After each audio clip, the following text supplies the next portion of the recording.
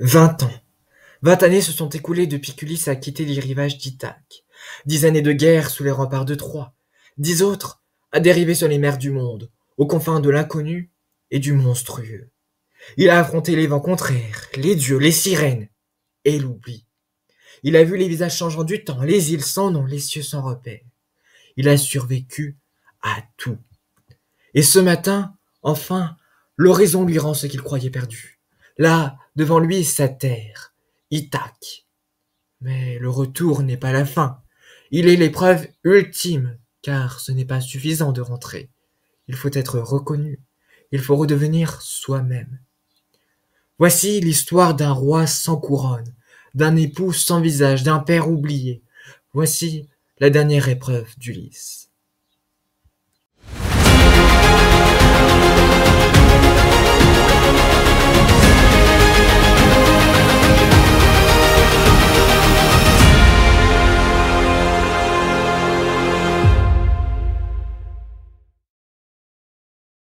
Ce matin-là, alors que l'aube effleure les collines d'Ithaque, une barque glisse sans bruit sur les eaux claires.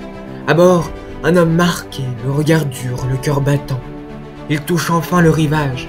Il s'agenouille, prend une poignée de terre, la porte à son visage. Rien n'a changé, et pourtant, tout est différent. Ithaque est là, mais ce n'est plus un accueil, c'est une épreuve. Alors, il se déguise, il recouvre sa gloire de haillon. Nul ne doit savoir encore qui c'est. Ni les siens, ni ses ennemis. Il marche seul sur les sentiers familiers, étranger dans sa propre île. Dans la cabane de Mai, son vieux porcher, il trouve refuge.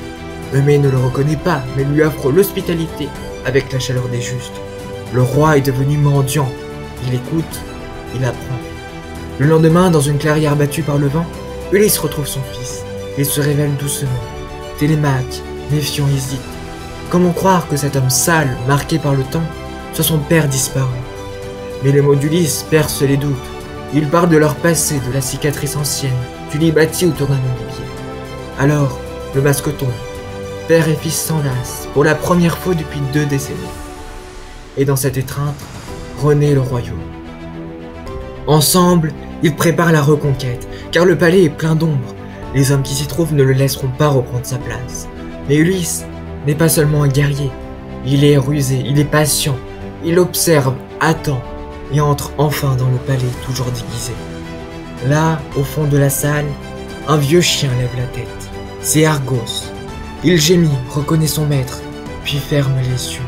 Il a attendu. Il peut disparaître sans regret. Dans le grand palais d'Ithaque, le temps s'étire dans une attente insoutenable. Depuis 20 ans, Pénélope est seule, reine en son royaume déserté, mais entourée de prétendants avides et bruyants. Ces hommes venus de toutes parts festoient sans honte, consommant la richesse d'Ulysse, comme si le roi ne devait jamais revenir. Pénélope, elle, refuse de céder. Chaque jour, elle tisse un lourd voile, une toile de lin fine et complexe, qu'elle promet de finir avant de choisir un nouveau mari. Mais lorsque la nuit tombe dans sa chambre, elle défait patiemment ce qu'elle a tissé durant la journée pour recommencer le lendemain. Ainsi, jour après jour, nuit après nuit, elle gagne du temps, repoussant la décision et maintenant l'espoir d'un retour. Sa ruse est silencieuse, invisible, mais puissante, un combat discret entre fidélité et obligation. Mais quand enfin la tension devient trop forte, Pénélope pose un défi.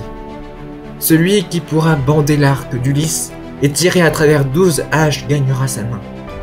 Un à un, les hommes échouent, rire, colère, fatigue. Puis, le mendiant qui est Ulysse s'approche.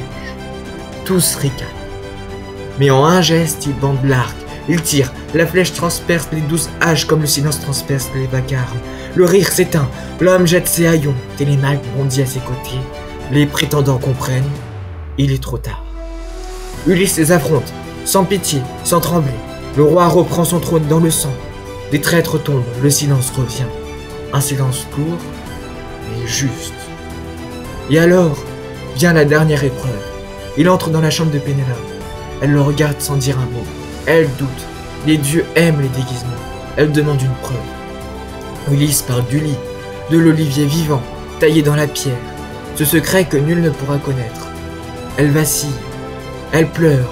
Elle sait. Il est revenu. pour de vrai. Dans les bras l'un de l'autre, 20 années de séparation s'effondrent d'un seul souffle. La guerre est finie, l'attente est finie. L'amour, lui, a tenu. Et le matin venu, Ulysse gravit la colline. Il regarde la mer qu'il a tant malmenée. Le vent souffle dans ses cheveux. Il n'a plus rien à prouver. Il n'est plus un héros, il est un humain. Fatigué, mais debout, revenant d'un long voyage, chargé de souvenirs plus lourds que les arts. Voilà la fin du retour. Voilà la dernière épreuve. Je vous remercie d'avoir visionné ce dernier épisode de la série sur les pas d'Ulysse. Si cette série vous a plu, n'hésitez pas à vous abonner, à liker et à partager. Et on se dit à très bientôt pour de nouvelles vidéos.